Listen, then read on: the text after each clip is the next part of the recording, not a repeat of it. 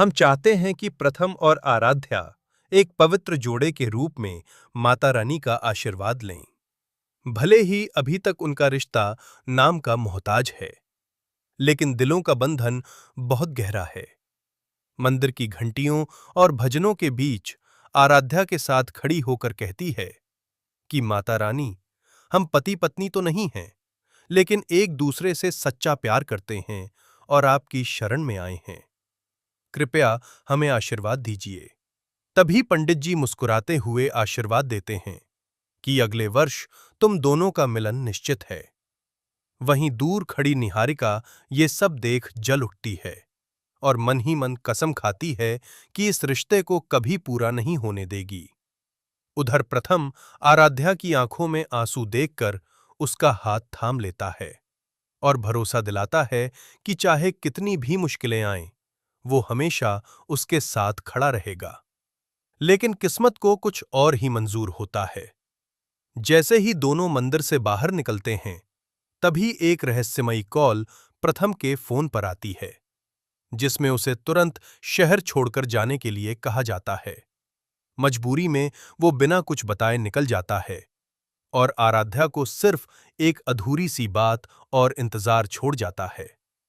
घर लौटते ही निहारिका माहौल को अपने हिसाब से मोड़ देती है और सबको यकीन दिलाती है कि प्रथम ने आराध्या को धोखा दिया है। दादी भी गुस्से में आकर आराध्या से सवाल करती हैं और उसका दिल टूटने लगता है। इसी बीच एक नकली सबूत सबके सामने लाया जाता है, जिसमें प्रथम किसी और लड़की के साथ नजर आता है। आराध्या अंदर से टूट जाती है, लेकिन फिर भी उसके दिल में विश्वास की एक छोटी सी उम्मीद बाकी रहती है। दूसरी तरफ शहर से दूर प्रथम एक बड़ी साजिश में फंस चुका होता है, जहां उसे ब्लैकमेल किया जा रहा होता है और उसके फोन को भी बंद करवा दिया जाता है। समय बीतता है और आराध्या खुद को संभालते हुए सच्चाई जानने का फैसला करती है। वो हर छोटी बड़ी बात को जोड़ने लगती है और धीरे धीरे निहारिका की चालों का पर्दाफाश होने लगता है। एक दिन वो निहारिका का सच रिकॉर्ड कर लेती है, जिसमें वो अपनी पूरी साजिश कबूल कर रही होती है। परिवार के सामने जब ये सच्चाई आती है, तो सबके होश उड़ जाते हैं। दादी को अपनी गलती का एहसास होता है और वो आराध्या से माफी मांगती हैं।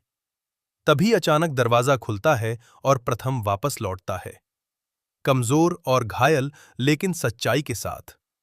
वो सबको बताता है कि कैसे उसे फंसाया गया था और कैसे वो हर पल आराध्या के बारे में सोच रहा था।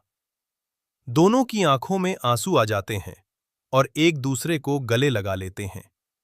निहारिका को घर से निकाल दिया जाता है और उसके सारे झूठ खत्म हो जाते हैं। अंत में पूरा परिवार फिर से उसी मंदिर जाता है जहां से कहानी शुरू हुई थी, और इस बार सच में प्रथम और आराध्या एक होने का आशीर्वाद लेते हैं।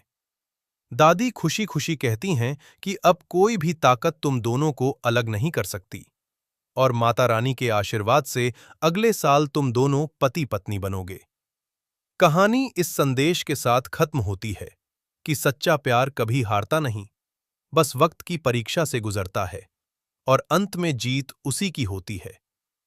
आज रात 7:30 बजे तंग टीवी पर जरूर देखिए।